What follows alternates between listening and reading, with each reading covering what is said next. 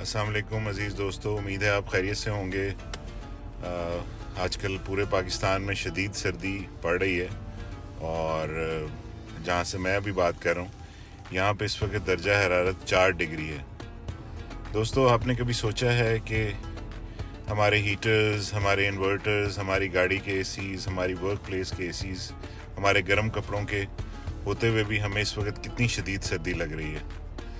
तो उन लोगों का क्या होगा जिनके पास ये सारी सहूलतें नहीं हैं। ना सिर्फ ये सहूलतें नहीं हैं बल्कि गर्म कपड़े भी नहीं हैं। तो मेरी गुजारिश आप सबसे होगी कि आप सबके पास जितने भी कपड़े ऐसे मौजूद हैं जो आप डिस्ट्रीब्यूट करना चाहते हैं, वो अपने आसपास के गरीब लोगों में डिस्ट्रीब्यूट कर दीजिए, अपने गर्म कपड़े, अपने कंबल, जुराबें, जूते वगैरह, ताकि वो भी सर्दी से बच सकें।